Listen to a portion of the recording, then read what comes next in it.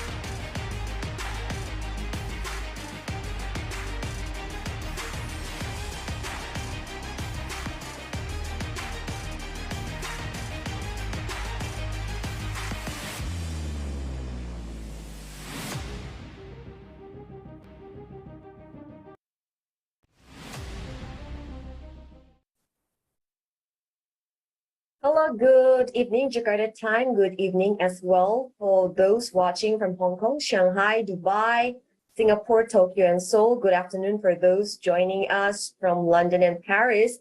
And good morning, New York time. Thanks for those joining us as well on YouTube, LinkedIn, Facebook, and Instagram as we live stream this webinar on these four digital platforms. Hello and welcome to Road to New York, Indonesia Investment Forum by Sector Series 2022. I'm Aline Wiratmaja. It's a pleasure to be the host of today's webinar. Today we will be discussing about Invest in Indonesia Infrastructure Part 2. I'm honored to acknowledge the presence of our notable speakers. A warm welcome to Dr. Jos Luhukai, Senior Partner Indonesia Investment Forum. Welcome to the event, Dr. Jos Luhukai. And we are also joined by Mr. Mahendra Vijaya, Corporate Secretary Wijaya Karya. Hello, good evening, Mr. Mahendra Vijaya. Thanks for joining us this evening. Good evening, Aline. Good evening, ladies and gentlemen. It's nice to join with this event. Yes, it's our pleasure to have you. First of all, I would like to extend our sincere thanks and gratitude to all who have supported New York Indonesia Investment Forum by Sector Series 2022, IYE Indonesian Young Entrepreneurs, Power PR Indonesia, PT Waskita Karya, Mitratel, Daya Mitra Telekomunikasi, Commerce Lock, Solberger Board Capital Markets, Wijaya Karya, Utama Karya, Semen Indonesia, Kata Data, Kitacom, and Strategic Indonesia. Thanks for your support to our event. With a population of 270 million, Indonesia has a large domestic market and a growing and affluent middle class supports the GDP growth of Indonesia.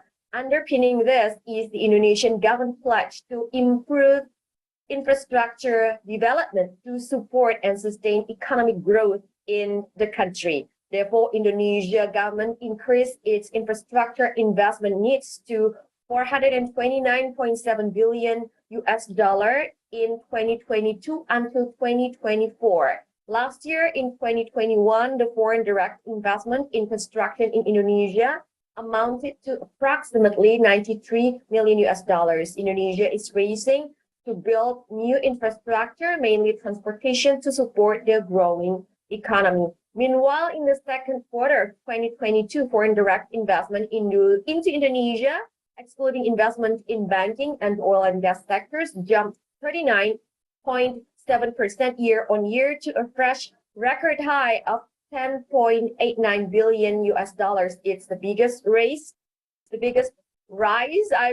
the past decade, accelerating from a 31.8% growth in the previous period amid efforts by the government to ease business and licensing rules as COVID-19 situations improve further in Indonesia. So we are pleased to present you Indonesia Investment Forum Invest in Indonesia Infrastructure Part 2.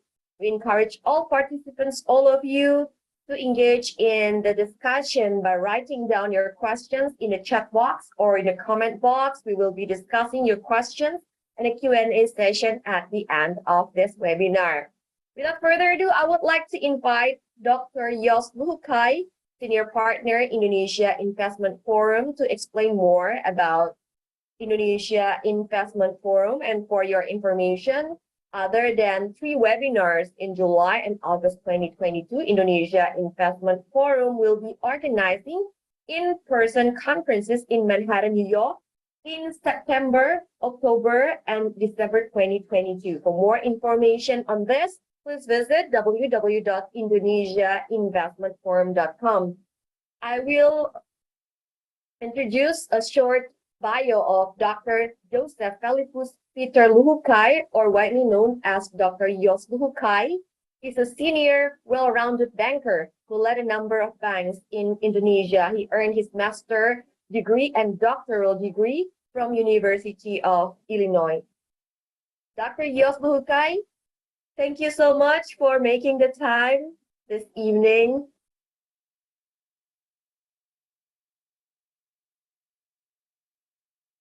Maybe we can unmute Dr. Yosluhukai.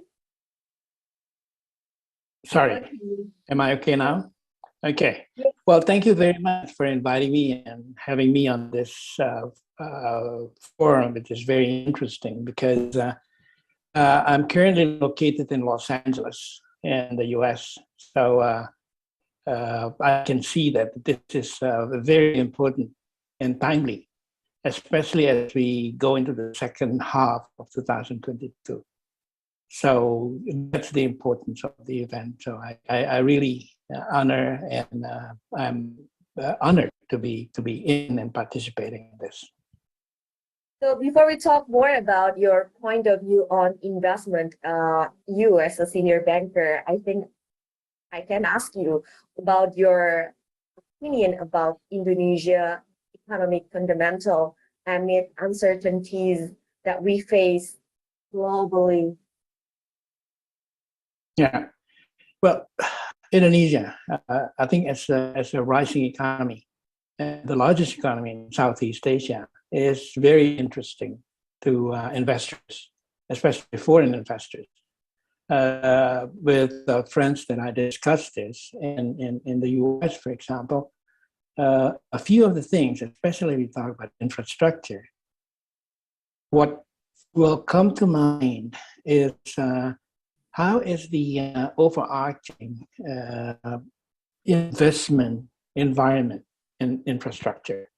Because if you talk about infrastructure, what comes to mind is transportation, access to market, but basically we're talking about huge construction projects with return on investment, which is slow.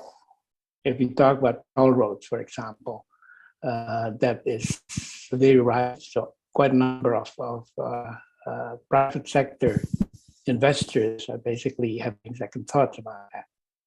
So the issue about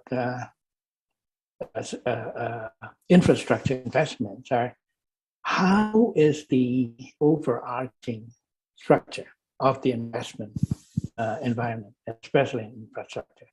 What will be interesting to investors or potential investors would be if the offer of the project comes as a public-private cooperation.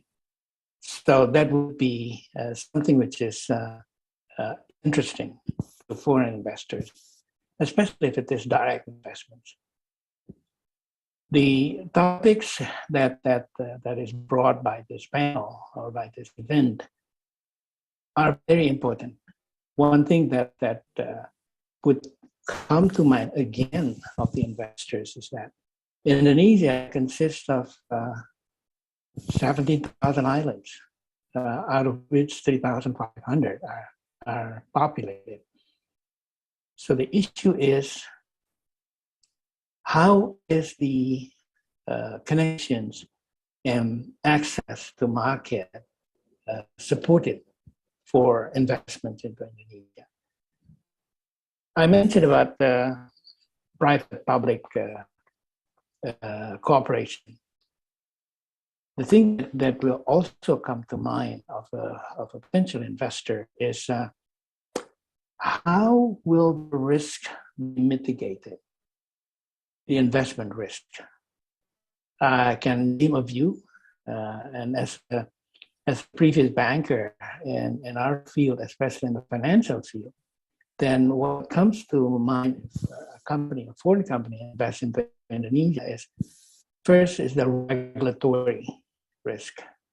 You know, our regulatory risk is quite high, especially as a developing economy. As an economy is basically finding its identity among the world economies. We're large, so interesting, but also a little bit unknown on the regulatory side.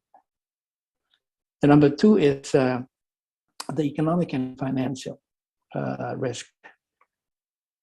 Will the investor bring their own investment finances from overseas, or can it be supported by the local or domestic financial systems. And if we talk about infrastructure, then the investment projects could come on islands away from Java. So that's a big issue. So how will the financial arrangements come in? Will there be enough banking infrastructure, for example, to pay the people, to pay the workers, especially the foreign workers that will come? So that's number two. The number three is manpower. If we talk about infrastructure, so the projects could be away from Jakarta, definitely, or away from Java even.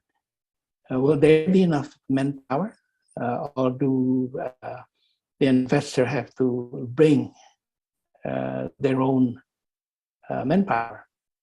I'm very sure that the answer to that is that we have enough people, but what need to be ascertained is the background, the experience, and the availability of the necessary manpower.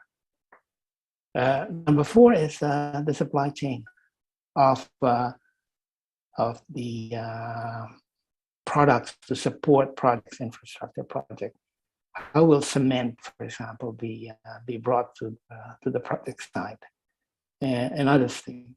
That supply chain is also very important. The scarcity of transportation. If we build a transportation project, then definitely we're not talking about available transportation. So how can we ascertain that it would be provided? Another thing is the environmental. Indonesia is very tropical, and my concern, especially because of the very maritime nature of Indonesia, is the sea, is water that is basically a majority part of our area of the country.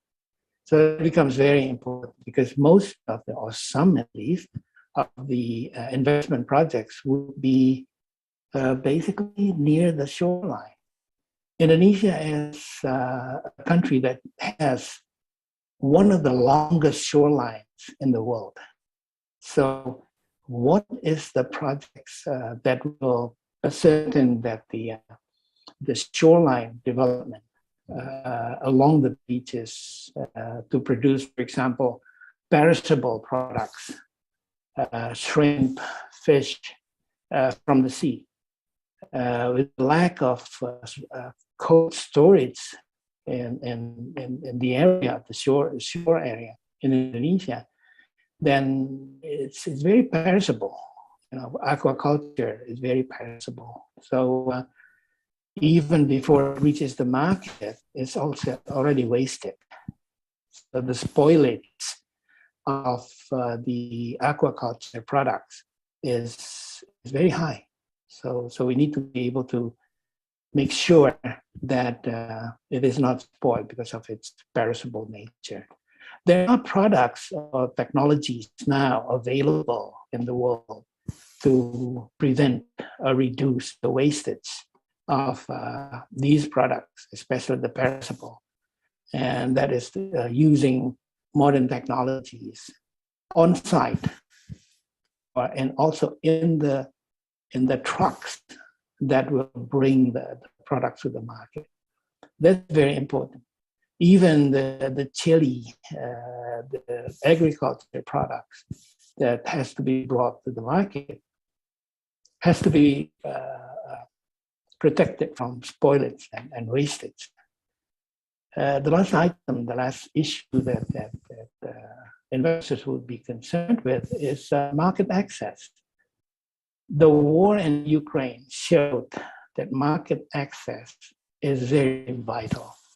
If you see or you follow the report coming out of the war zone, is that almost completely stuck. So Ukraine and even Russia cannot bring out their products to the world markets. What happened to the product is again wasted. Millions of tons of products are wasted. So investment into this area is making sure that there will be enough access to market, international markets and domestic markets. So that's one thing that needs to be also taken into account. Quite central to investments, especially for investors coming out from overseas, out of Indonesia, is how can they mitigate these risks? It's not only the numbers, but for example, the longevity. How will the products coming out of the investment be maintained, for example, and not wasted? That's a big issue. One thing that also become important in the potential investments is will there be partners in Indonesia, local, domestic, that knows the local environment, be available and ready to partner with foreign investors? And that would be an issue. So our investment bankers are concerned about that. So can we bring in partners, especially bringing the domestic or local interest and knowledge into the partnership? That's a view as an ex-banker, and also looking at the potential investments that is so huge, which is big and large in Indonesia, are those few risks that will have to be discussed. And I hope we can discuss that in forums like this. Yes, I think it's interesting if we can elaborate this later in the Q&A session. Dr. Yos Luhuke, for the time being, I will continue to our next speaker, Mr. Mahendra Wijaya. I will read a short bio of Mr. Mahendra Wijaya. He earned civil engineering degree from Brawijaya University, Malang in 2001 and earned a master in management at Yunus Business School in 2014. His career at Wijaya Karya started in 2003 at the General Civil Department 3 and continued the General Civil Department 2 in 2008. After that, he was assigned at the Department of Foreign Affairs since 2009. Before being appointed as Corporate Secretary, Mr. Mahendra Vijaya's last position was the Area 1 Overseas Operations Division Manager, Overseas Department. Welcome and thank you for joining us this evening, Mr. Mahendra Wijaya. The time is yours for your presentation. Okay, thank you, Alin. Good day, ladies and gentlemen, for the audience of this event, wherever you are. So I want to give you some short explanation about our corporation. So our company is named PT Wijaya Karya Persero Tbk, or shortly you can call it WIKA. So our company is, maybe you can next. Okay, next. Maybe you can next.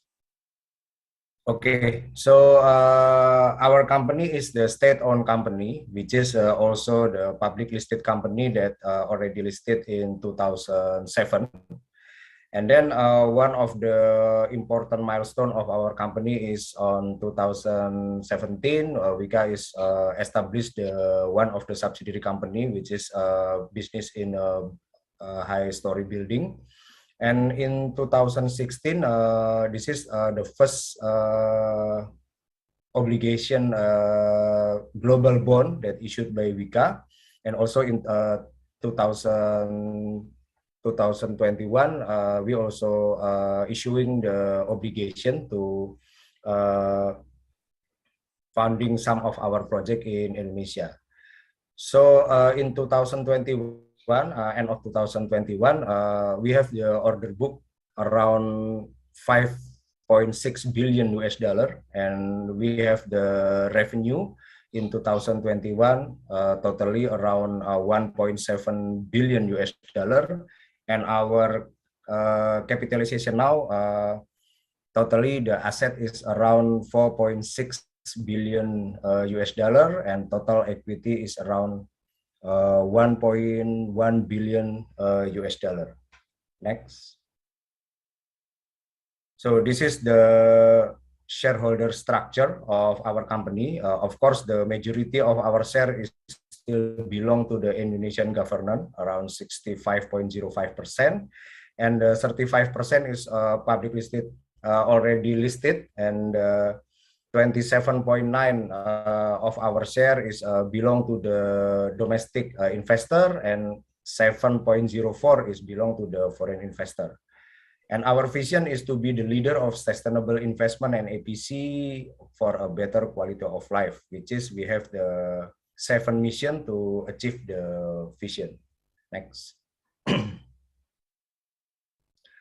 This is our business portfolio, which is our holding company itself is working mainly in the infrastructure business, and then building and property business, energy and industrial plant, in also overseas operation, which is one of my job before I become the corporate secretary is appointed as a division manager of Middle East and Africa region.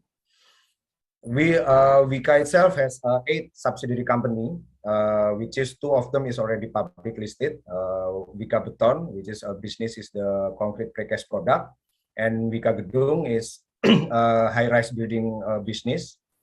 Wika Industry and Construction is working for the structure of steel manufacturing, and Wika Rekayasa Konstruksi of the operation and maintenance business. Wika Realty in the property business, and Wika Bitumen is the only company in Indonesia who is doing business is natural asphalt in Buton Island in east part of Indonesia. Wika Serang Pandimbang is the only toll business that Wika has as a majority right now, and the last one is the youngest subsidiary company is the Wika Tirta Jaya Jatiluhur. This is the business is to supply the raw water to the region of West Java and Jakarta. So this is all of our portfolio of the business, and among of this business, we have the renewable energy business under the Wika Industrial Energy and Wika Industry Manufacturing, which is producing the renewable product like solar water heater, and then photovoltaic product, and also the electric motorcycle. In Indonesia, you can find it, the brand is Gesit. Now, this is the product of Wika Group. Next. This is the business line of the Wika. So mainly Wika have the 5 business line, which is the investment, realty and property, infrastructure and building, energy and industrial plant, and also industry, which is supporting the construction product, like the precast concrete, and then steel structure manufacturing, and also natural asphalt. So our business is mainly doing the business from the upper and until the down structure. So it means this still in the same of the supply chain industry business. Yeah. Next. Okay, this is some of the updating of our signature project. This is the Serang Panimbang Toll Road, which is connecting the Serang until Panimbang Toll Road. The amount of this project is around 352 million, and the progress now is already achieving 65.41%. Next. This is the Serpong Balaraja Toll Road. The amount of the projects around 59 million US dollar, located in the Tangerang, Banten. This is almost done for this project. This is the high-speed railway project. This is the first high-speed railway in Southeast Asia, which is constructing by the consortium of Chinese contractor and Wika as the only Indonesian contractor joining for this project. The amount of the Wika portion is around 1.04 billion, and now the progress is already achieving 84% for this project. Next. This is the one of the dam project that doing by Wika, Sadawarna Dam. The total amount of the project is 41 million US dollar, locating in the West Java. Next. This is one of the energy and industrial plant project. Wika is carried out the Palu steam power plant 2 by 50 megawatt. The amount of the project is 139 million US dollar. This is located in the central Sulawesi. The progress is 44.26% until now. Next. Okay, for the contract achievement until now, that until May of 2022, we have the order book around 4.4 billion US dollar, and the new contract achievement until May of 2022 is around 830 million US dollar. So it means we have still a lot of carryover project that we still can carry out until the next 2 or 3 years. Next. Okay, I think this is the short introduction of my company, PT Wijaya Karya Persero Tbk or WIK or Wika. So if there is any question related to the construction business or related to the Wika itself, please feel free to asking the question. Thank you, Alin. Yes, thank you, Mr. Mahendra Vijaya. We really enjoy your presentation. And of course, we have questions for you later to discuss. And we also invite all participants watching this webinar to join the discussion by writing down your questions in the chat box or in the comment section on the platform where you are joining us right now. So I would like to discuss more about the presentation from Mr. Mahendra Vijaya. You have briefly mentioned about the new contracts that Wijaya Karya won so far. Can you elaborate on the details of the contract that is won by Wijaya Karya, and then also your targets for 2022 and what are the strategies to achieve that? Okay, thank you, Alin. So our achievement in 2022 until month of May, around 830 million US dollar. We still targeting until end of this year is around 3 billion US dollar for our target.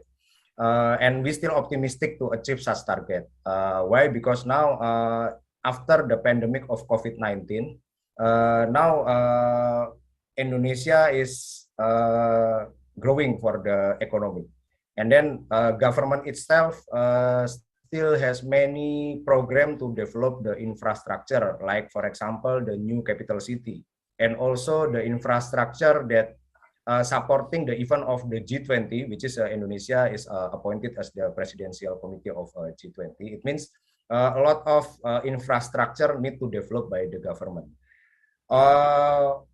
Composition of our contract until May of 2022, of course, still majority of the contract itself is still coming from the government. Around 67% is still coming from the government, like infrastructure, like road, bridge, dam, and also the tollway. And then the rest is like high-rise building and also APCC project like smelters and also tank. This is become of our new contract in 2022. So it means we still have the optimistic that until end of this year, the target around 3 billion US dollar can be achieved by Wika, yeah. Because of course, after this pandemic, some of the capex of the other SOE like Pertamina and Pelindo and also Jasa Marga is will be starting for the new project, and the government itself is already starting the tender of new capital city. So it means still a lot of opportunity to achieve such target, Ali. Interesting. I would like to go to Dr. Yosluhukai for the time being before returning back to Mr. Mahendra Vijaya. You mentioned about market access, about supply chain risks, especially, for example, the constructions of Indonesia new capital. I think it will be an interesting discussion if we could invite Mr. Mahendra Vijaya in this discussion as well. Like, do you have that concern, Mr. Mahendra Vijaya, about the supply chain and maybe increasing cost of transportation for the raw materials? Okay, Alin.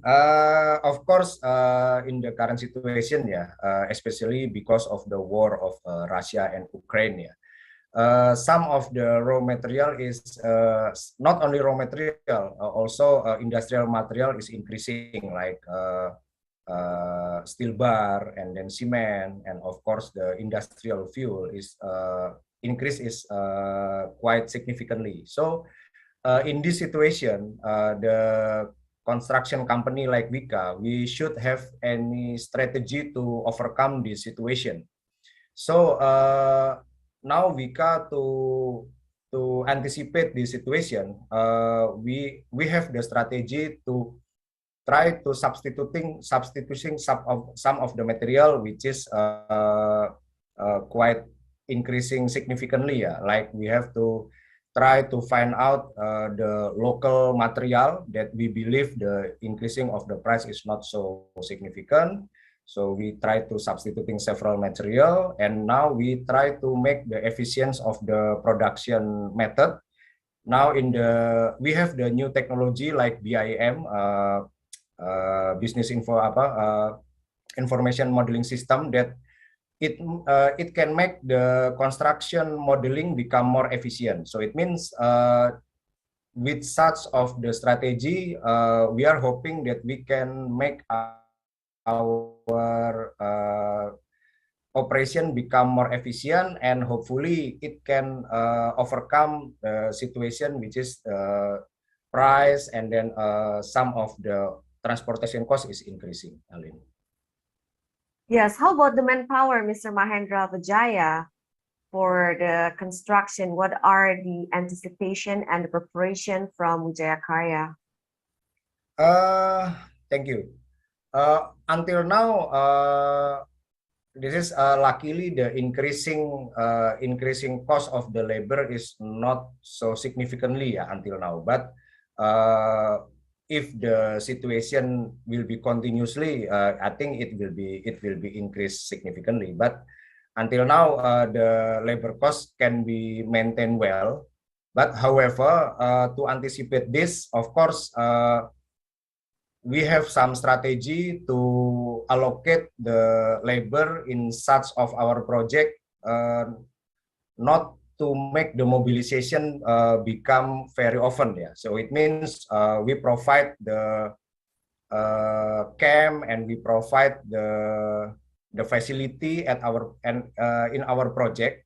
So it means the worker and the staff can be living near of the project quite comfortable. So it means with this situation, we try to reducing the mobilization frequency. So it means we can reduce the mobilization cost based on this strategy. Okay, interesting. Okay, we have questions already in the chat box from Iman Simon. But before that, I will go to Dr. Yos Luhukai. So from the 5 concerns that you mentioned before: regulatory risk, economic and financial risk, manpower, supply chain, as well as market access, which one do you think is most pressing issue that should be prioritized by our government? Thank you. Maybe it's the regulatory risk. Regulatory risk in foreign investment, especially in infrastructure, is the synchronization of central government regulations and the local government regulations. So that's very important. And especially if a project straddles involves more than one province. And the issue is inter-province, and especially for toll roads, even for harbors. Those become quite an important issue. With the structure of the local governments, so this is an issue that needs to be addressed prior to the investment. So that's what I call the regulatory environment. So that's where the government is very important in making sure that there are no kinks, there are no surprises in the regulatory environment that will be there. Another thing that I mentioned, but Alina, is the environmental conditions. Okay. The abundance of rain, for example, in Indonesia, makes a project that could probably be easy to construct in other areas of the world, but in Indonesia, because of the monsoons, so that becomes a big issue. Flooding, the issue of weather impacts on a project is very important and needs to be analyzed and addressed properly when the time comes, especially when it rains. So that is one of the biggest issues.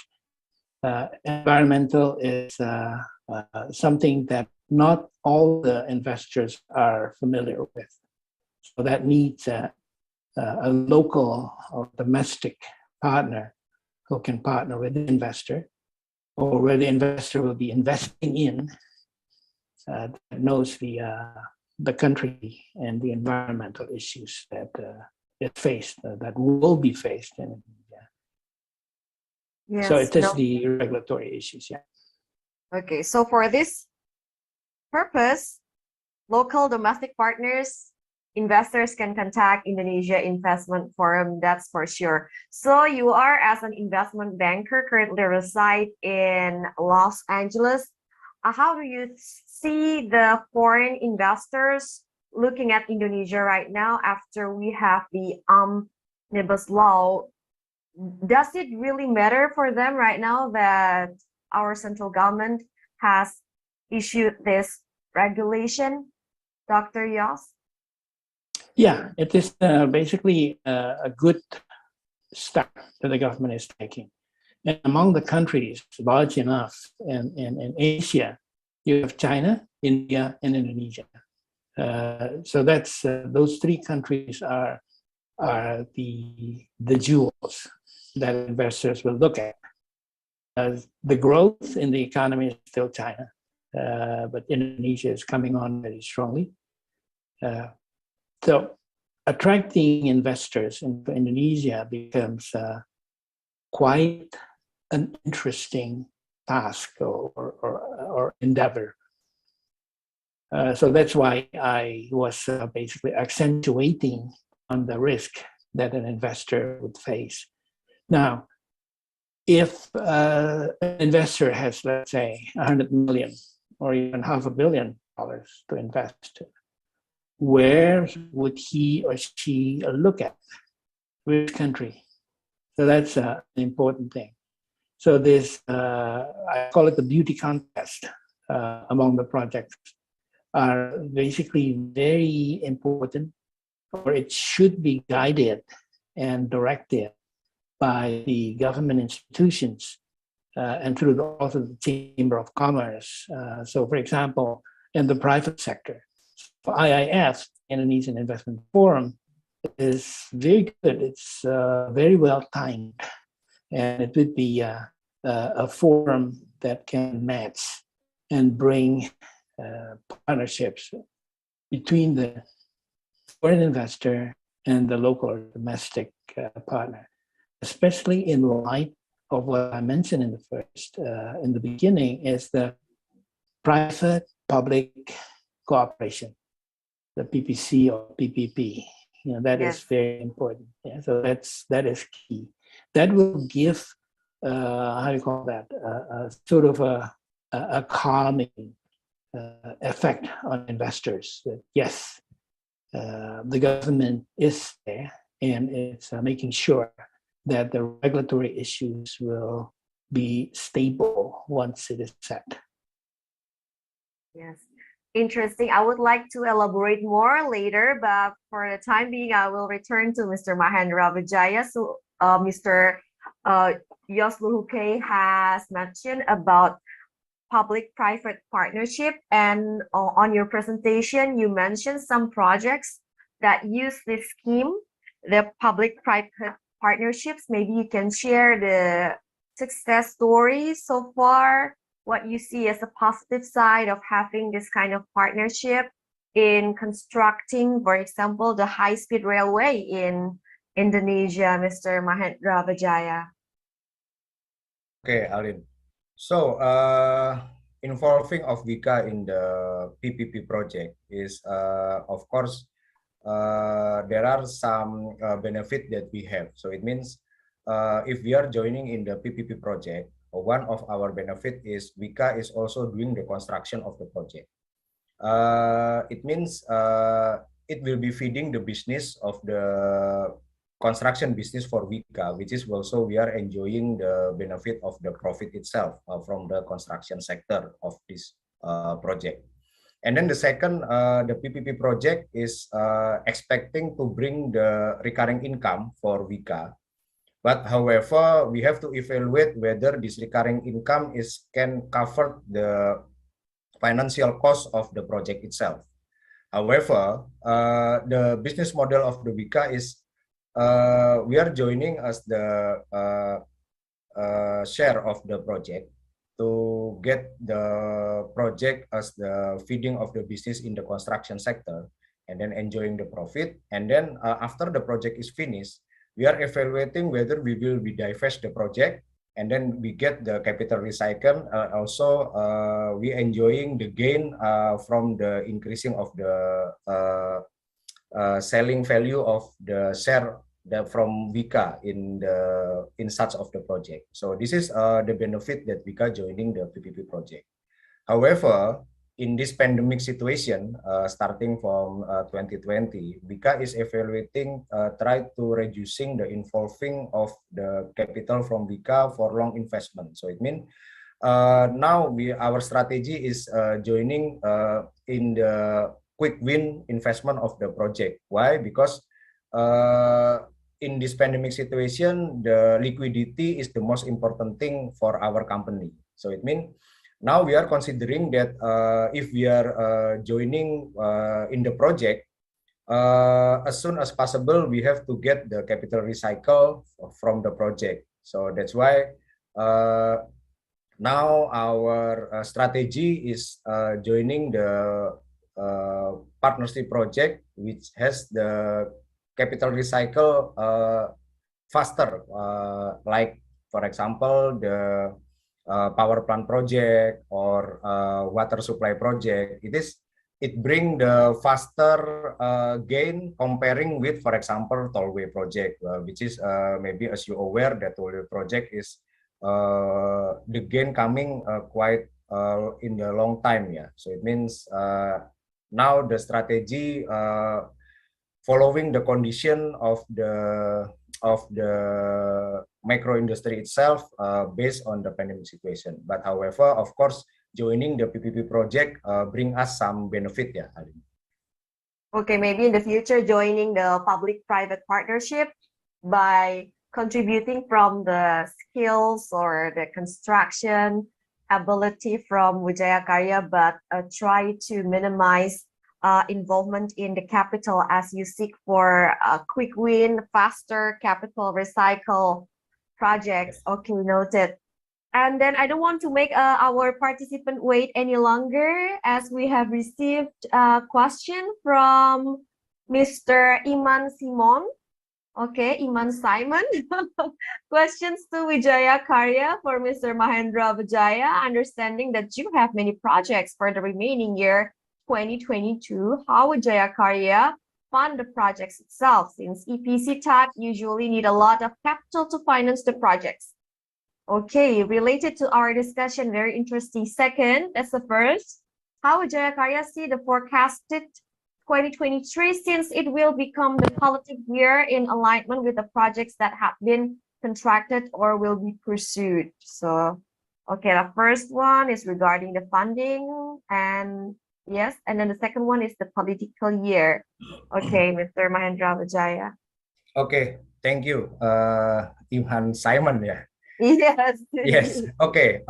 Yes. We know that we still have a huge carryover contract that we have to carry out until end of this project, and maybe until next year or even the next 2 years. Yeah, because mostly the project that carried out by Wika is the multi-years project. So it means one of the contract will be carried out 2 until 3 years. Yeah. Uh, Mostly now the project of Wika is the monthly progress payment project or progress milestone project. Wika doesn't have the turnkey project anymore for now.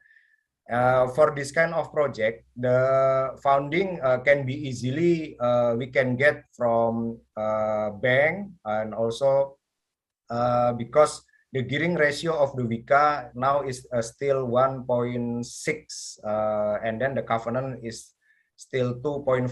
So it means there is still a huge leverage room, yeah, for Wika to get the funding from the banking institution. It means it will be okay because this type of the project, the working capital recycle is quite fast. In the monthly progress payment, the payment from the owner is coming around 2 or maximum 3 months after we submit the progress. So it means the working capital still can be rolling out, continue without making our financial cost become increasing significantly. So it means for the rest of the project until end of this year, we still have many founding capacity, yeah, to finish the project, Pak Iwan. So, but Okay. of course, the strategy is now we are avoiding the turnkey project and also the long time CPF project, contractor pre-financing. Why? Because it will be involving the working capital become long, and it will be increasing our financial cost. Yeah, so we try to avoid such kind of project, and we are focusing to the project which has recycling capital quite fast. So this is the first question. Yeah, hopefully it will be satisfying for your question. And then the Yes, second I think you have answered the question. And then the second one, the political year. Okay, Aline, yeah, of course, to 2023 and 2024, we believe that it will be political years. Yes, we knew that based on our experience in 2019 and also 2014, yeah, every political years it will be challenging for us. Why? Because most of the tender itself it will be suspending, waiting for the result of the election, for example. However, to avoiding this situation, that's why in 2022 we can try to get the optimum of the new contract to increasing our carryover contract. Why? We knew that in 2023 or even in 2024, maybe the new contract will be decreasing comparing with 2022. That's why most of our project is the multi-years project. It means even though there is the decreasing of the new contract in 2023 or even 2024, we still have carryover contract that we can carry out in such years. If we can add several new contract in 2023, of course it will be securing even though until 2025 itself. So yes, we knew that 2023 and 2024 it will be political years, and of course in Indonesia it will be normal in every 5 years we have to facing this. That's why we anticipating by getting the new contract as much as possible in 2022 to become our our foot in 2023 and 2024, Pak Iwan. Okay, well noted. Thank you, Mr. Mahendra Vijaya. And regarding this political year, I would like to ask the insights of Dr. Yosluhuke.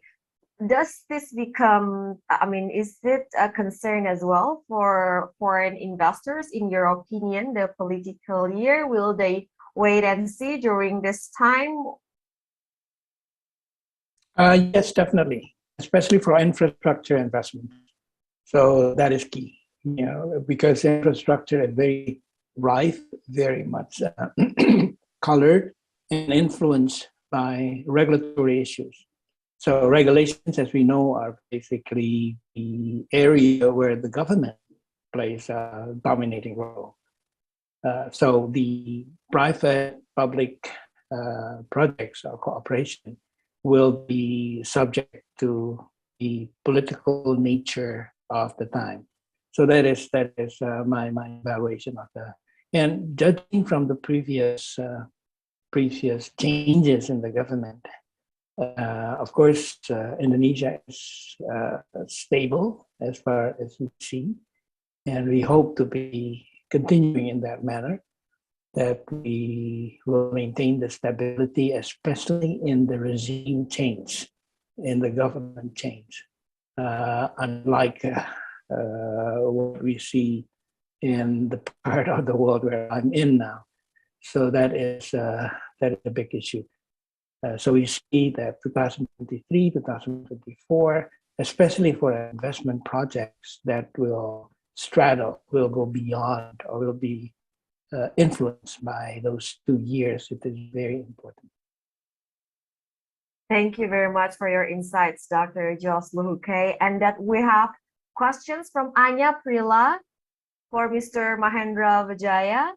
I will read the question. Thank you so much once again for the participants who actively joining our discussion by asking a question and drop your questions in the chat box. We really appreciate it.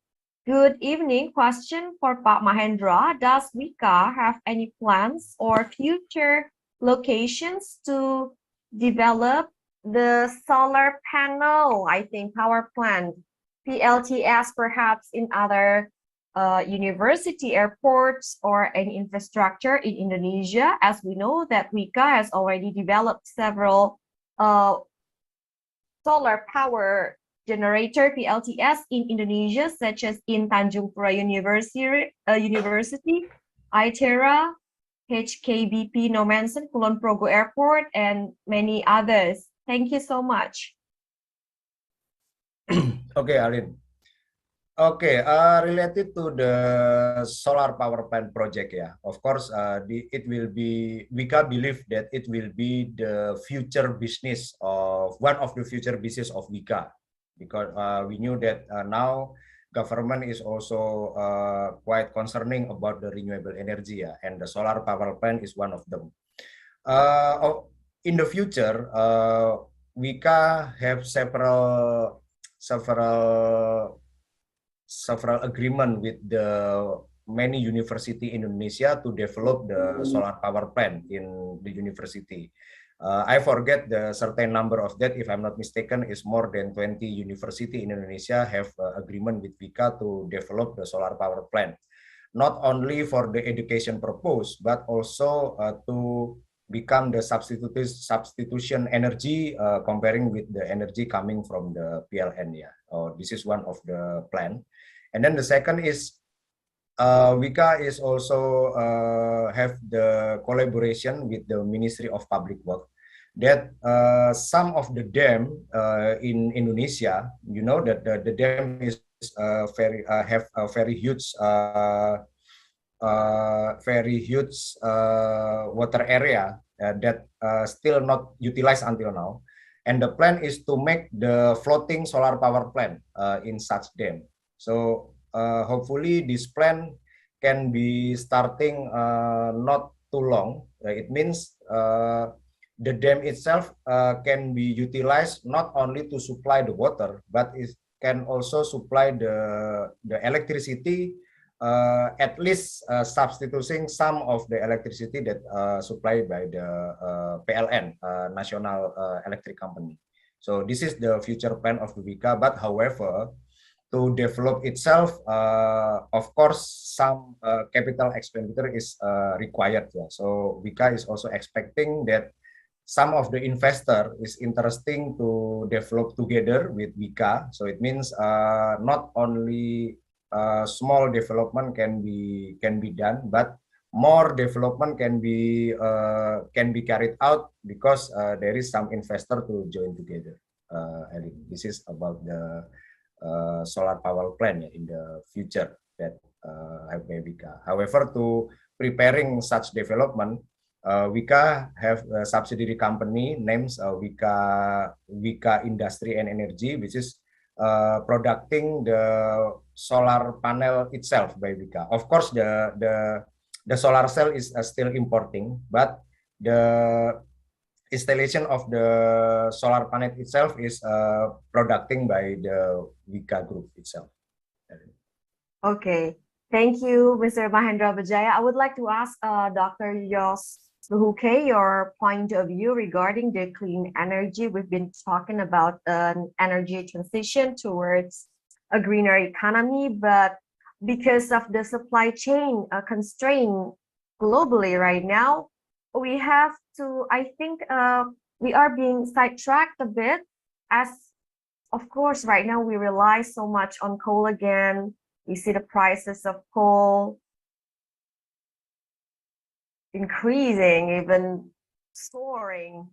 And then how important is government regulations and policy regarding this, in your opinion? Because, for example, during the Great Recession in 2008, our economy at that time was strong, and we were not dragged to a recession because we enjoyed commodity boom. And right now we are talking about recession risk in the United States. And then we are asking, like, will Indonesia fall to recession zone, or will we be strong enough because of the commodity boom once again? I would like to ask for your insights, Dr. Yos Luhuke. Thank you, Aline. One of the things that concerns me, and I'm very wary and very conscious about this, is the lack of interest to wind power. So that is wind energy, which is clean and which is, if we place it and plan it properly, it will be a good source. For example, because of the nature of the geography of Indonesia, quite a number of places I've been party to a research by an international organization of the South Java side, which is basically, I call it a wind tunnel. So placing wind energy sources in the areas that is close to the shorelines would be a good potential that investors will be looking into. The issue is the pricing, because when electricity is pumped, is fed into the grid of PLN, the National Electricity Company, then the pricing should be interesting to the investors. So that is another key. The solar power, especially for remote areas, small solar power sources would be very important.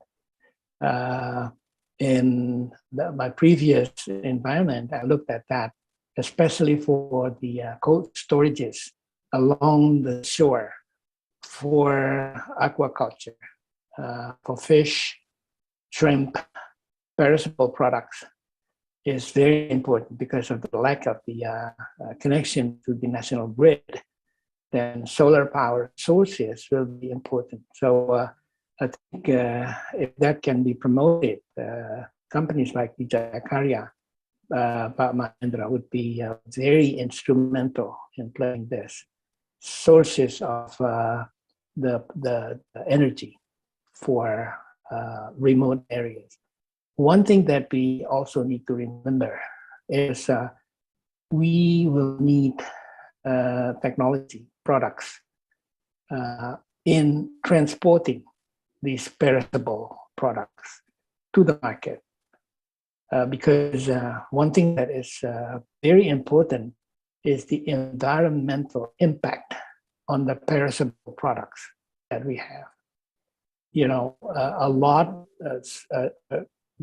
percentage of perishable from aquaculture, for example, will be wasted before it reaches the market.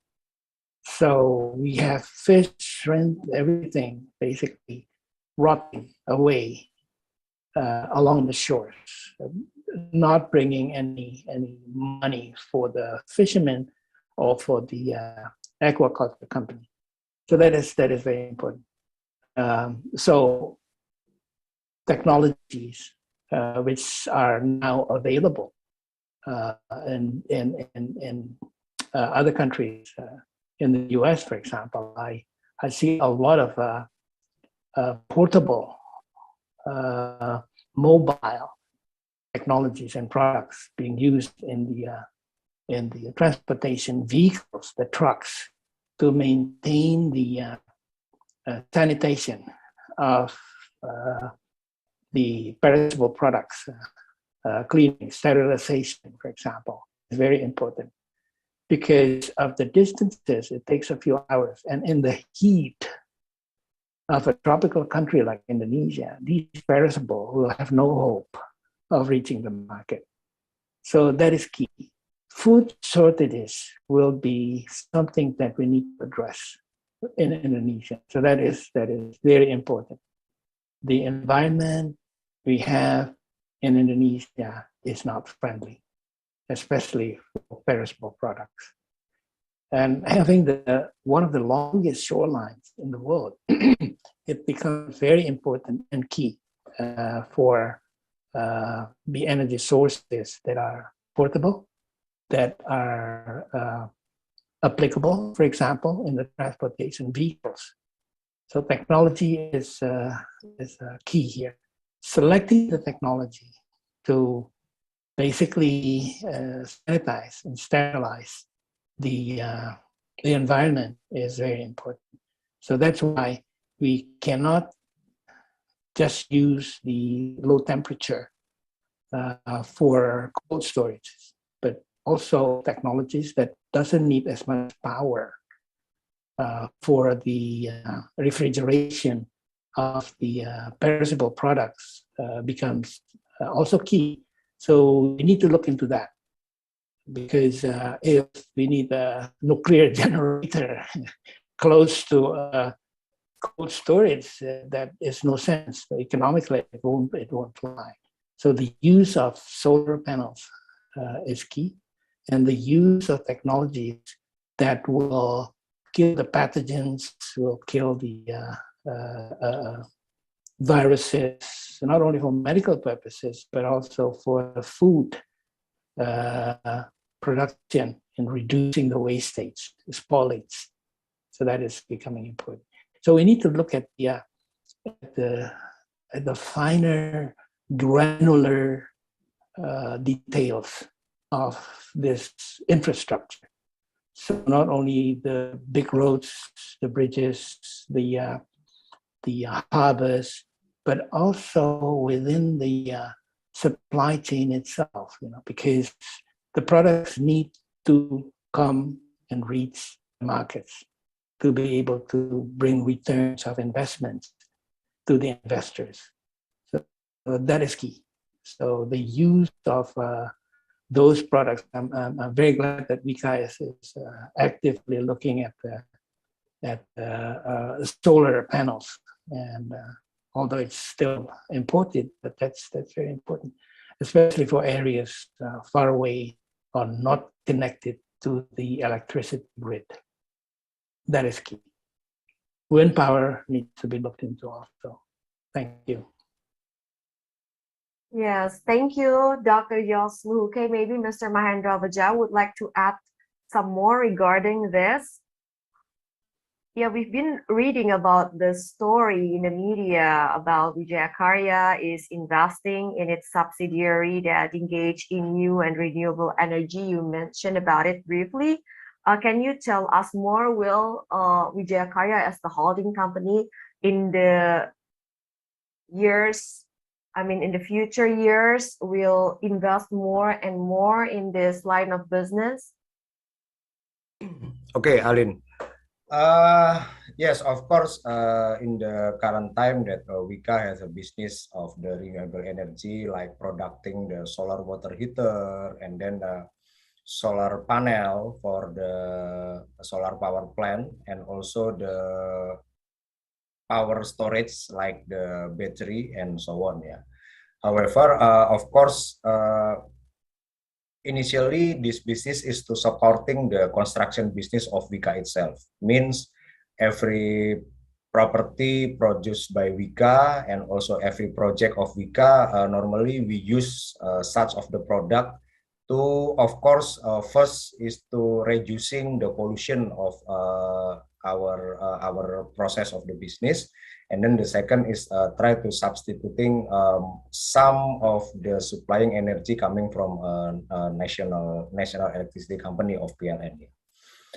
Yes, in the future, the holding company has a plan to develop more for this business. However, of course, we still need to see the situation of the business itself. Of course, in the future, we believe the renewable energy business is the one of the key that to be maintained well in terms of to maintaining our growth, yeah, because why now the world is concerning about the renewable energy like solar panel, battery, and so on. Now you see that the electric car is already coming to the road more comparing with the last 2 or 3 years. Yeah, of course we have the plan for that. However, Wika has capacity. It means we still have to maintain our core business as the construction company. So it means, of course, our founding capacity still need to maintain that. And it means the rest it will be allocated to our diversified business. One of them is the renewable energy. It means, of course, we need the partnership to developing more in this renewable energy business. We are expecting also Indonesian government or foreign investment is also interesting to develop this renewable energy in Indonesia together with Wika. Of course, Wika have competency and Wika have capacity for the technology itself to developing, but we need the partnership with investor and we need the partnership from the government. And now the government of Indonesia have INA, Indonesian Investment Authority, that hopefully together with them we can join together to develop this business in the future to become growth as big as we expecting, Alin. Of course, the partnership is the key to developing this business in the future. Okay, so partnership is very important to develop this in the future. I have a question here from the participant. Maybe you can address this, Mr. Mahendra Vijaya. So legal certainty is very important as a state-owned company. What is Wika's strategy to make sure its project will not be dragged in corruption case? Consider sometimes there is a private sector involvement in some of the project. Okay, Alin. Require Yes. advocate. Yes. Okay. Yes, we are very aware with this kind of situation. Yeah. That's why now Wika is very concerning about the good corporate governance itself. Several action that we done is in 2020. In 2020, Wika already has the certification for anti-corruption management system. Yeah, ISO 37001 2016. It means with this management system, we are expecting that this risk of the corruption can be reducing significantly. Yeah. So this is one of our strategy to strengthening the GCG in the company. So however, this system is need to be implementing well in order to make the good impact, yeah, in our company. And then the second, starting from 2017, Wika is only carried out the project which is the funding is coming from the centralized budget APBN, or loan or investment. We are no longer carried out the project that coming from the local government funding APBD, because normally the corruption risk higher if the funding is coming from the local government funding. Yeah. It means Wika is only carried out the central government funding APBN, which is, it means the project is become bigger. Now Wika is only carried out the project with the amount more than 300 million rupiah, or around 200,000, around 30 million US dollar, yeah, more than 30 million US dollar. It means this kind of project normally coming from the loan, normally coming from the investment, or coming from the central government funding. So hopefully with this kind of strategy, we can reducing significantly about the potentially risk of corruption. Thank you very much, Mr. Mahendra Vijaya. So definitely there have been some measures and standards to avoid such risk. Okay, from Mr. Ardianto Surya is asking Mr. Mahendra Vijaya again, what are your corporate strategy to utilize technology like cloud to support every line of business in achieving a Wika's target this year as well as next year's? Is there an opportunity to make a partnership, to establish a partnership with another region? Okay, Alin. Yes, of course. The utilization of the technology is a must, yeah, in this current situation, yeah. Wika is already implementing for example, BIM, Building Information Modeling Technology, to supporting on every project of Wika. It means, of course, the cloud is part of them. It make our operation project become more efficient and more reliable, because every engineering risk of the project can be read in advance. Yeah, so it will be avoiding rework. It will be avoiding the conflict in the project, engineering conflict in the project, for example. So it means it will be reducing the waste. Finally it become our operation become more efficient. So this is one of them. The second is implementing of the ERP system like SAP, for example. Now Wika is implementing the ERP system like SAP. Of course, the data maintenance system, it become more reliable, and also utilization of the cloud is one of them. So it means, yes, of course, the utilization of the technology is the mandatory. In the meantime, if we are not implementing such of the technology, it will be slowing down our growth.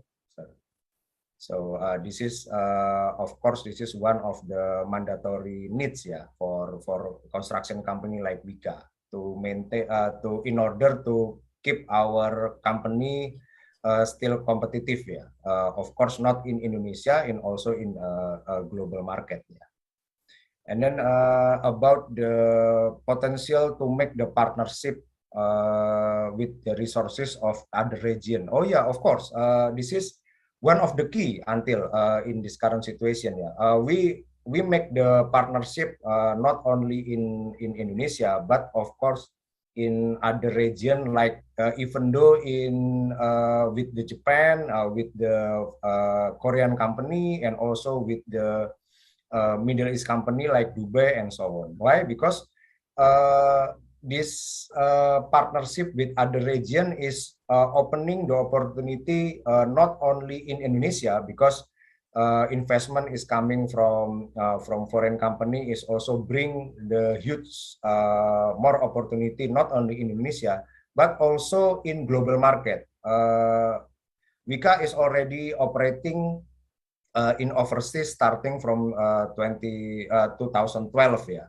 We carried out several projects in Malaysia, Timor Leste, and then Middle East like Dubai, and then in Africa like in Algeria and in Niger.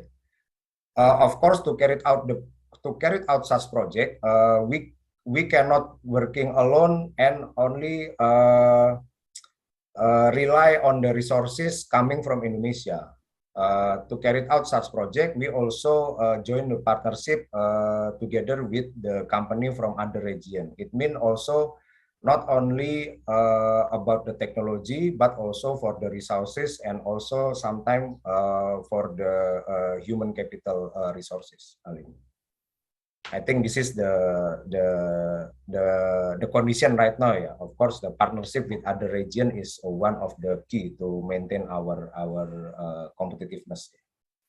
Thank you very much, Mr. Mahendra Wijaya. So we encourage you, all participants, to ask your questions. Just drop them in the chat box so we can discuss it together. And before I continue the Q&A session, I would like to once again extend my sincere thanks and gratitude to all who have supported the Indonesia Investment Forum by Sector Series 2022, as you can see from the logo on your screen. So the first one is IYE, Indonesian Young Entrepreneurs, Power PR Indonesia, Waskita Karya, Mitratel, PT Daya Mitra Telekomunikasi, Hammerslag, Sulzberger, Borg Capital Markets, Wijaya Karya, who are here with us, and Hutama Karya, Semen Indonesia, Kata Data, Kitacom, and Strategic Indonesia. As I mentioned before, this event is also live streamed to 4 digital platforms on YouTube, LinkedIn, Facebook, as well as on Instagram. Let's continue our discussion. We still have a lot to ask. Okay, I will go to Dr. Yos first. As you mentioned, like as an emerging country, Indonesia is competing with India and as well as China. It's a beauty contest you mentioned. What factors can make Indonesia offer competitive edge or strength to make it an interesting or attractive country for investors to invest here, Dr. Yos? Okay, I think very important for investors is future growth. It's not today's growth, it's future growth. Because investments will take some time to be completely executed and starting to bring return on investments. So that is why future growth, future conditions become very important. In this light, then the upcoming changes in the government would be very important. So the key issue that investors will be looking at is numero uno, number one, is how stable is the regulations?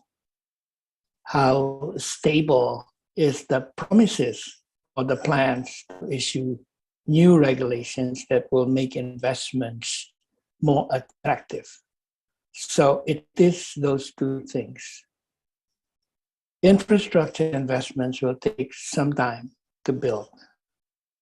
For example, it was mentioned that toll roads, which is very important in the infrastructure, takes double-digit years. Some toll roads takes 10, 13 years to start bringing return on investment. So it's becoming very important. Who will build that? So how can that be built? So that is key. Stability is number one. One thing that we can promise or we can project, not promise, we can project and basically put on the table is that the future growth, given the blessing of the large population that we have and the economic growth, which is also quite high compared to our other countries in Asia. So Indonesia becomes very important. So number one is stability. Number two is future growth. Now, combining these two, then what we need to see from the investors' side is how committed are the regulators and the government and the regulators committed to how strongly are the commitment for maintaining or keeping the stability in Indonesia. So that is key. It's known that with the omnibus regulation or omnibus law that is getting there, issues between the issues that we face on the synchronization of regulations from the central government and the provincial governments is key. So as was mentioned earlier, that funding, for example, from the provincial government is an issue, especially on the governance issue of especially corruption. So I think the two things, stability and future growth is key, are keys that is important to project. So I hope that in the upcoming events, webinars, is somebody can come and talk about this. A panelist can come and basically enlighten the public about this. So it is key. It's very important. Okay. Thank you for your insights, Dr. Yos, talking about future growth. I would like to ask Mr. Mahendra Vijaya. So for Wijaya Karya, what are the future growth sources for Wijaya Karya?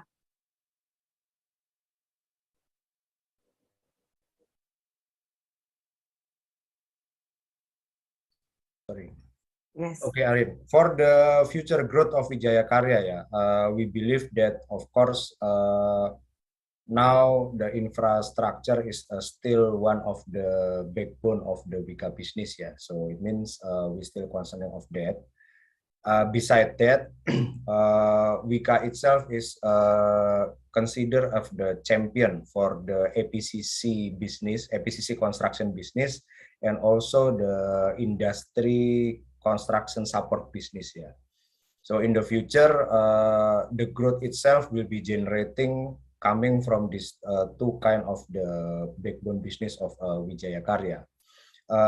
Now the APCC business in the future, we believe that APCC business is one of the major concern of the company. Why?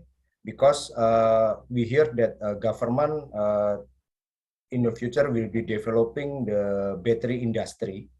It means to supporting the battery industry itself, several supporting process is required, like a smelter for the nickel, and then processing of the nickel itself to become the material of the battery, and so on. It means the facility like smelter and then a processing facility, it will be required to supporting such kind of the process.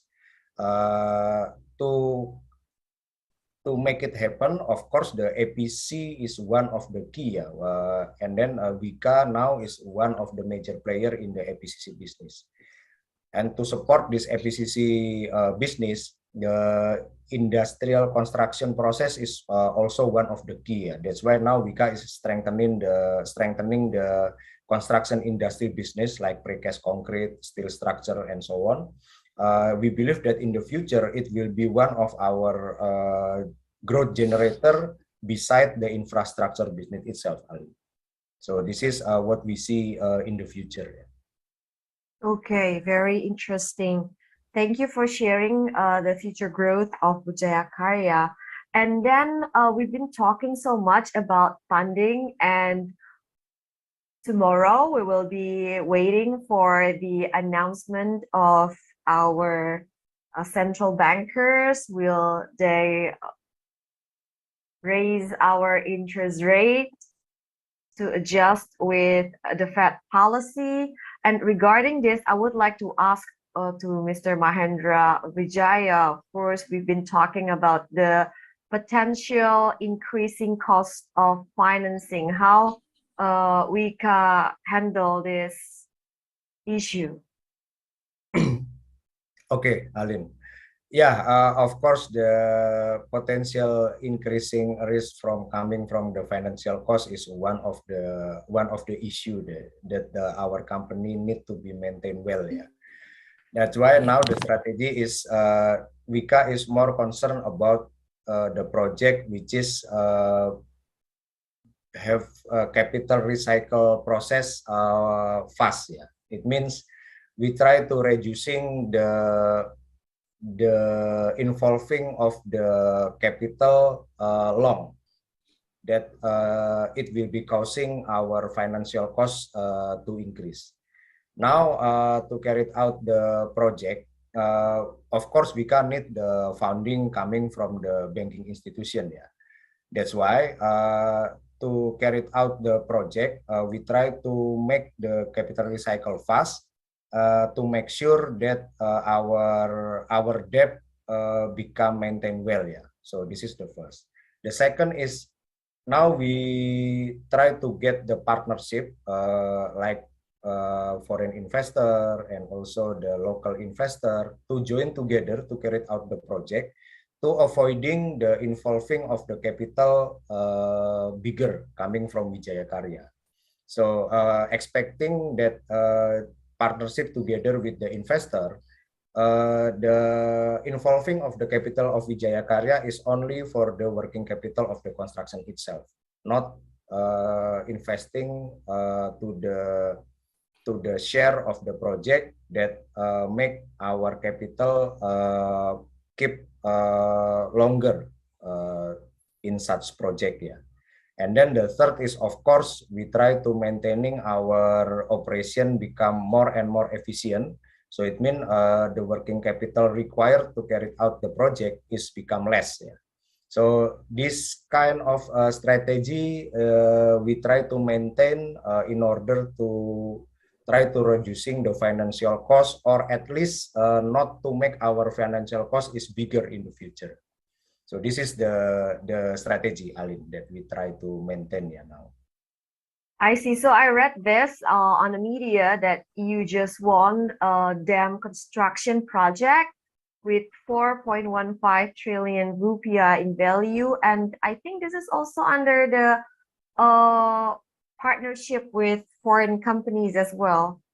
Yes, correct, Alin, correct. Yes, yes. Can you share about this project?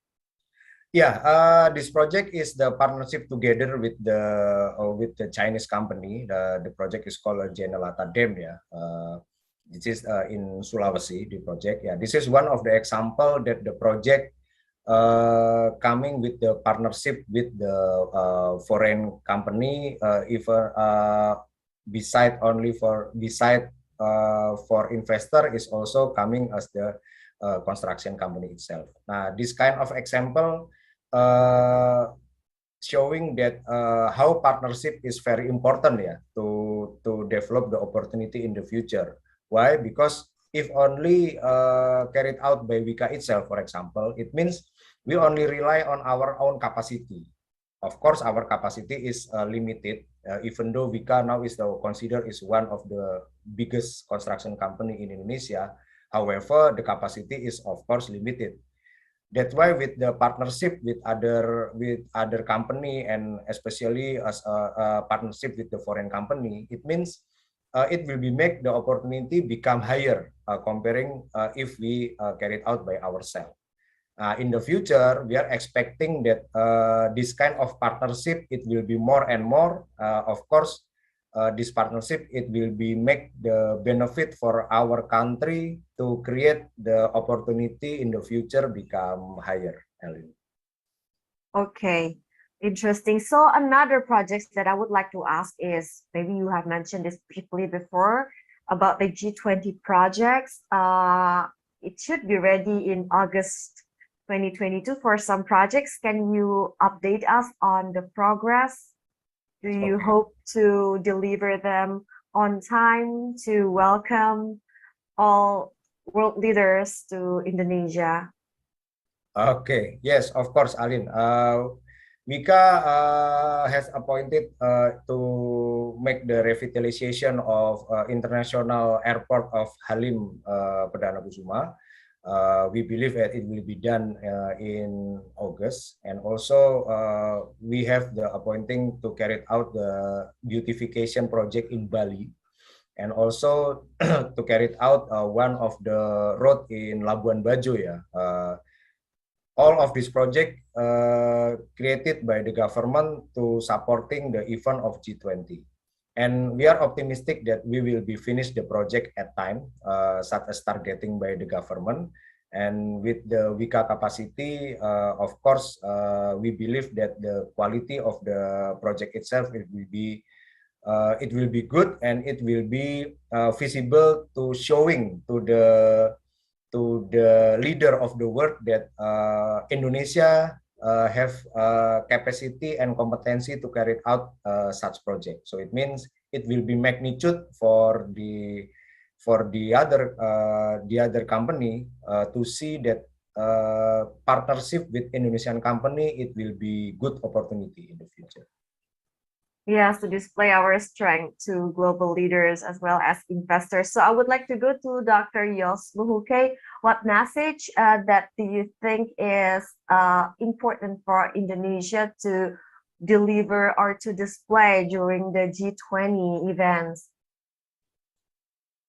One thing that in my mind should be projected strongly is a few things. Number one is that we have a stable and strong political system in place in Indonesia. So that is key. Reduction, for example, of corruption, reduction of mismanagement, that would be very good to project and announce and basically inform in the G20. So we need to be able to bring ourselves to a position that will show that Indonesia is implementing much better governance, especially corporate governance, to the world. So that is key. The other side of the coin in improving governance is public governance. Now, public governance involves corruption, involves regulations that does not answer the problems it should be solving, but rather the regulation becomes part of the problem. So that is key. So we are quite notorious about that. Indonesia is quite notorious about that. Another thing in the G20 is the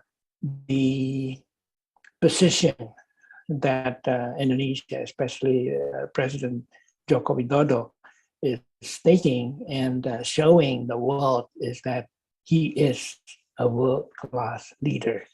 So that is key. That becomes also an interesting point why Indonesia is holding the presidency of the G20. So and the event will be very important for Indonesia. So I think currently staying in Los Angeles, I can see that it is very key, not only for the next regime that will win the general election in 2024, but also for the current government to put a good closure to its tenure that will end in 2024. So that is key. So among the world leaders that will be there, I think our President Joko Widodo, will be a point of interest where people will like to see how strong he remains and how he will, or how the political system will create a government change in 2024. Is it something which will be automatic, which will be smooth, as what happened when this president came to power?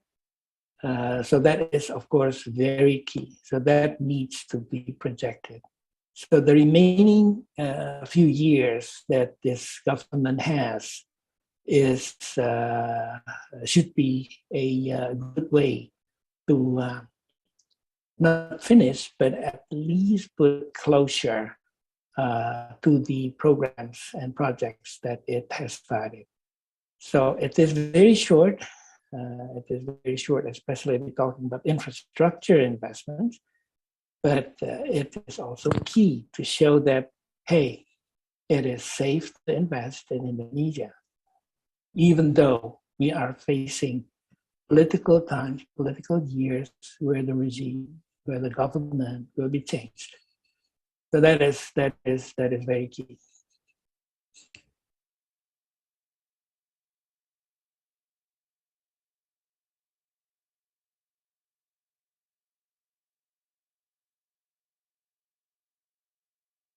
Sorry, I forgot to unmute myself.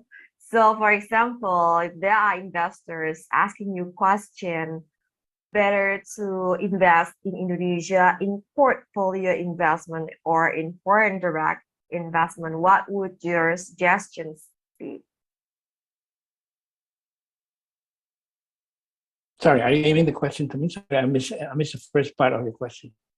So yeah, for example, if there are investors are asking for your suggestions or advice whether to invest in portfolio investment in Indonesia or foreign direct investment, what would your suggestion be? Okay, both. So both are, especially about the two things that will influence the choice. The length of the investment. When will the return of investment start coming in? So that is key. So time is of the utmost importance. And then number two is, again, what are the regulatory risks in the portfolio versus the direct investment, especially when it concerns the locality, local governments. And so that becomes an issue. As we have discussed during this panel discussion, is very, how do you call that? The omnibus regulation should be a, how do you call that? So it should be ironing out the kinks between the central regulation and the local regulations. So that is key. So that is also an important part of the whole thing. Funding is very important, as was mentioned, and I can see that as a previous banker.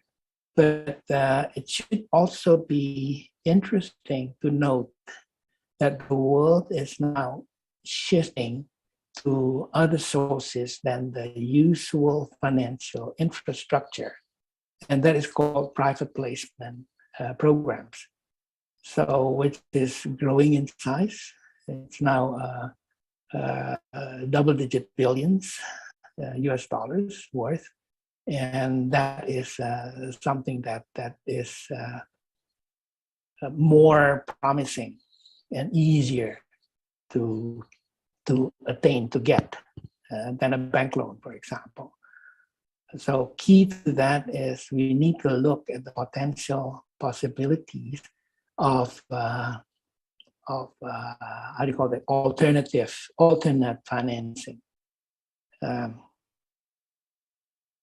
Alternate financing. In doing that. Yeah. Alternate financing. So do you for think that we example, have a lot of alternate financing right now? We've seen some efforts from Indonesian government to have more alternate financing, especially in the infrastructure financing that require a lot of funding and investment. Yeah. So we need to be able to look at that. And of course, there are regulatory impediments in using alternate financing. The Central Authority for Financing, OJK, will need to know that. Bank Indonesia will also play an important role. But investments would be linked tightly with markets. So how do we do trades, for example? How is it USD back to the US dollars or renminbi? One effort that is now progressing, and I think this is also timely, and I'm involved in this, at least conceptually, is the development of a stable coin among the ASEAN countries regulated by the central banks that will ease the payments. So infrastructure, manufacturing plants, everything, roads and the likes would be good, but the demand should be created and facilitated. And what is that? That is trade and payments. So with that, then we get the complete cycle and basically providing the investors with decent return on investments. So that is key. And that will be, we're looking at the payment structures in ASEAN, among the ASEAN countries. If we need to do basically unbagging of the weakening US dollars and the strengthening of renminbi and the discrepancy among those two strong world currencies, then the use of a stable coin in the middle for the ASEAN countries become very important. Why? Because that will facilitate payments of trade, easing it, ironing it out in such a way that will increase the trade. And that will work very good for the economy. So building something on the infrastructure is good, but making sure that it attracts transaction and making money, that's the second part. Building it is fun, it's important, but making sure that it pays off is key. And that's what I call the future growth, the future payback of investment. Very insightful and interesting, Dr. Yos. And then I would like to go to Mr. Mahendra Vijaya. So we've seen that even though rupiah, we can call rupiah still resilient. However, it cannot avoid the impact of the strengthening dollar. How much exposure Wika has to currency risk? Oh, okay, Alin. Actually, the risk of the currency in Wika is not so significantly impacted, yeah. Even though the US dollar is quite increasing. Why? Because the component of the importing material in Wika is not so huge in portion, yeah. Mostly importing material, which is we have to pay by foreign currency. Normally, it's only coming from the machinery and coming from such very specific material, yeah. And mostly the material of Wika is coming from the local industry, yeah.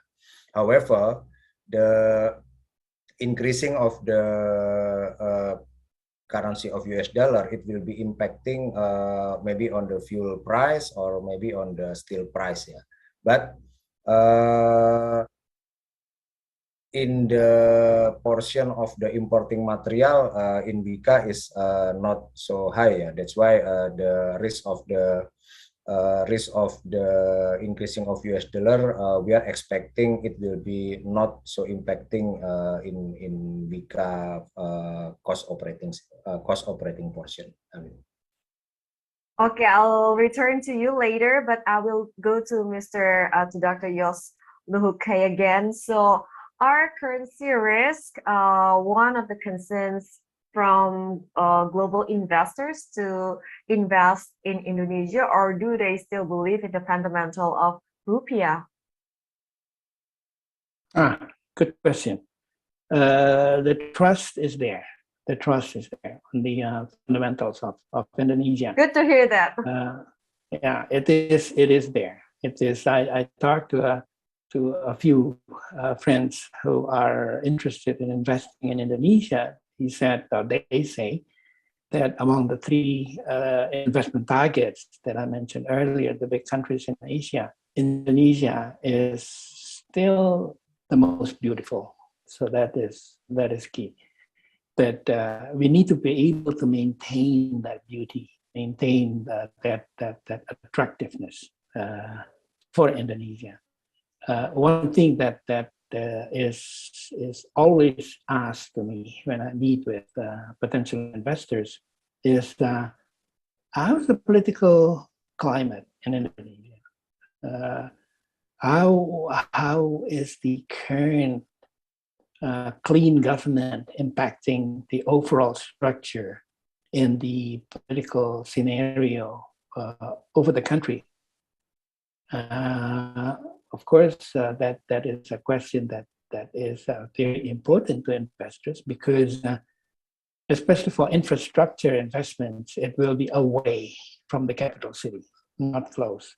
So it will be in the areas where the provincial government will hold the control and power. So that is one of the biggest issues.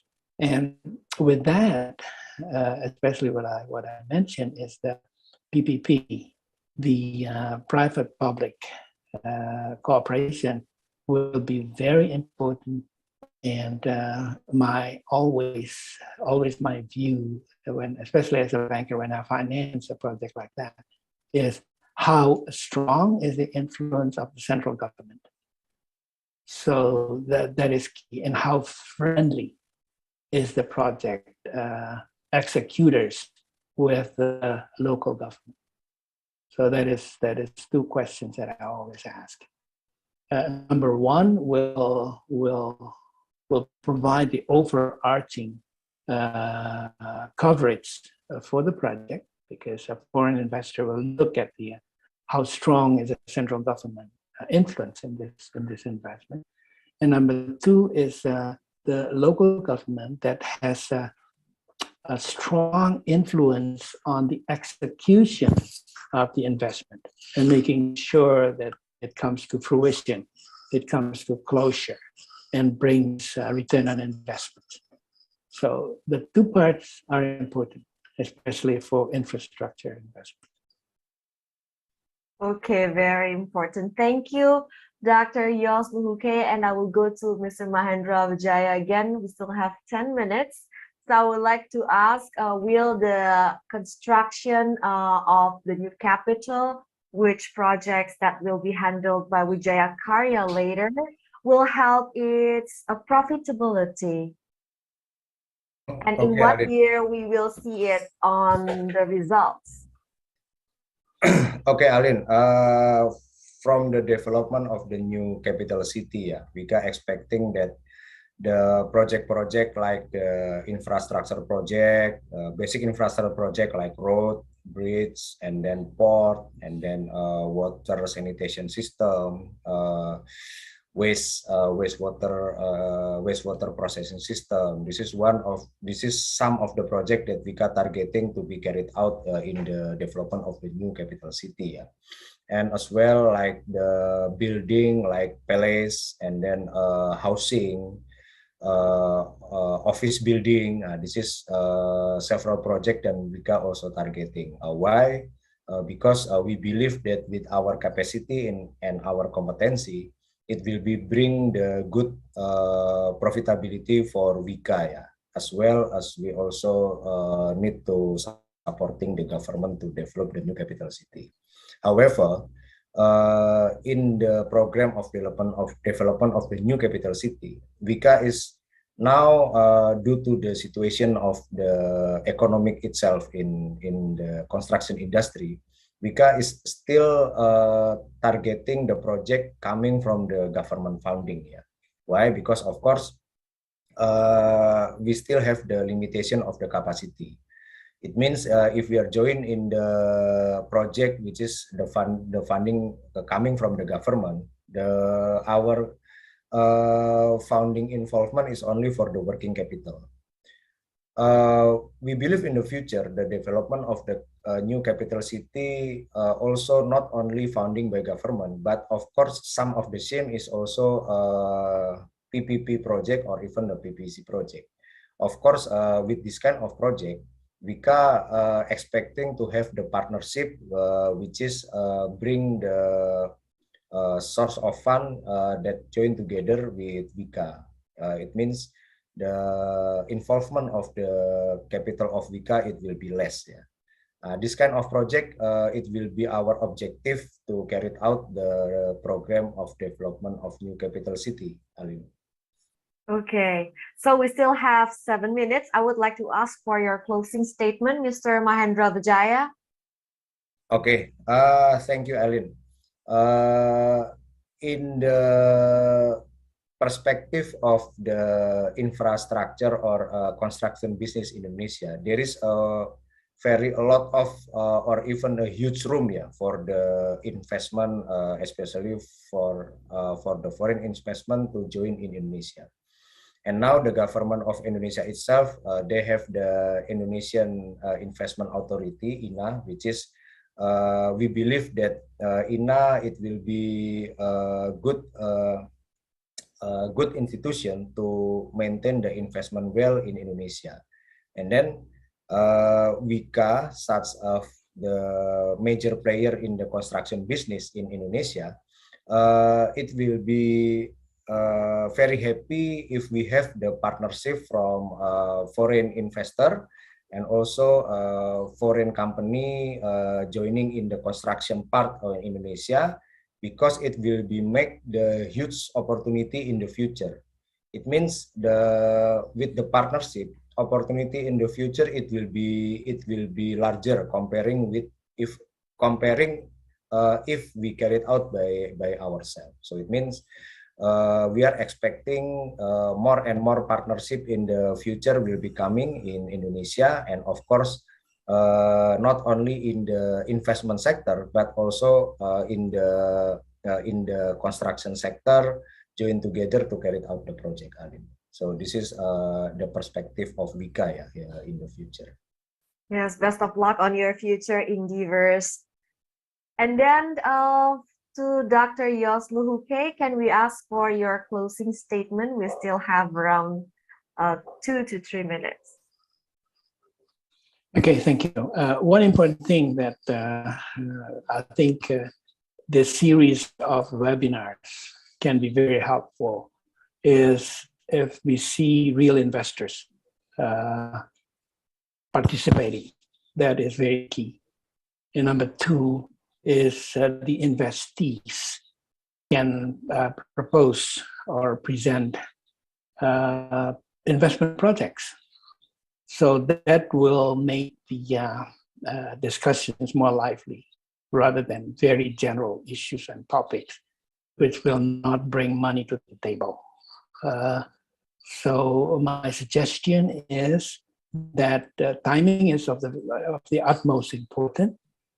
Investors will start budgeting for 2023 investments around September. So that's when they start to basically make sure that, okay, we have this many $1 billion or hundreds of $1 million ready for investments. So by October, that is key. So they will start allocating money to the investment projects. So it's timely. Today's webinar is a good warming up. That's fine. We still talk about generalities, but we don't talk about specifics. So that is key. It's almost like in a classroom where we talk about, generic issues, but not specifically. Hey, that dam in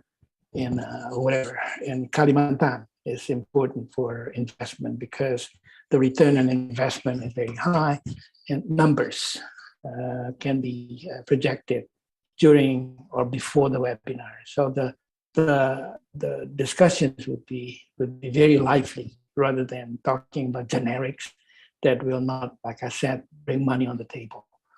That is key. So I hope that this will lead towards a more practical and realistic discussions in the subsequent events. But I think it's too early to talk about numbers at this month and in July because the investors also don't know. They haven't closed the book. How much money is available. And usually that happens around September, October for 2023.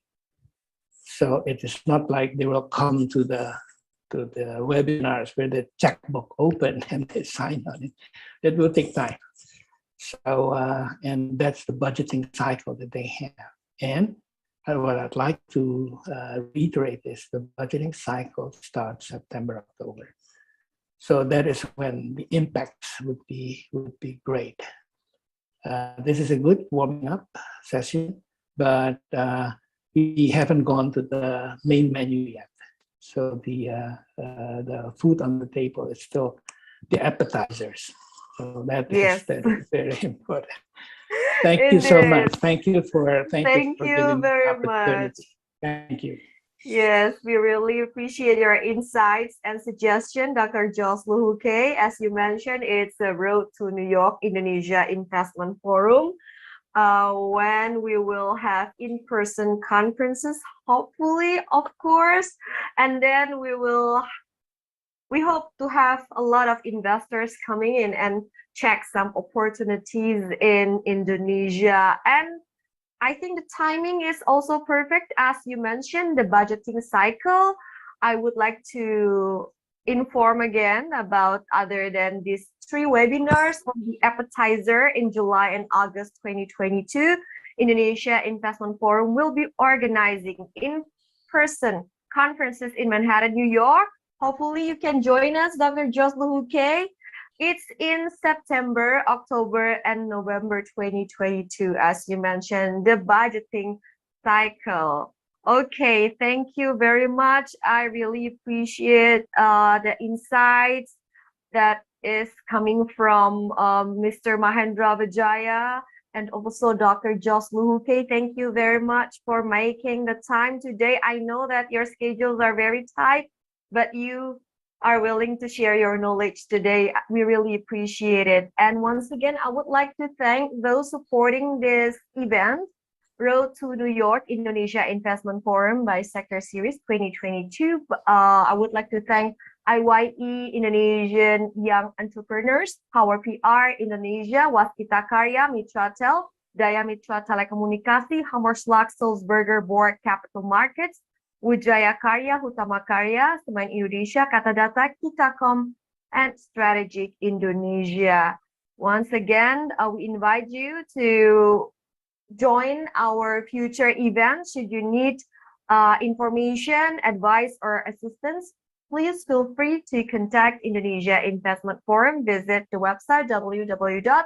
indonesiainvestmentforum.com to stay updated on the upcoming events. Stay safe and see you in the next Indonesia Investment Forum event. Thank you, Dr. Jos Luhuke, and thank you, Mr. Thank you. Mahendra Thank you very Wijaya. much, Aline. Thank you, Thank ladies and gentlemen. you. Thank you, Bye. Dr. Josh. See you again. Thank you.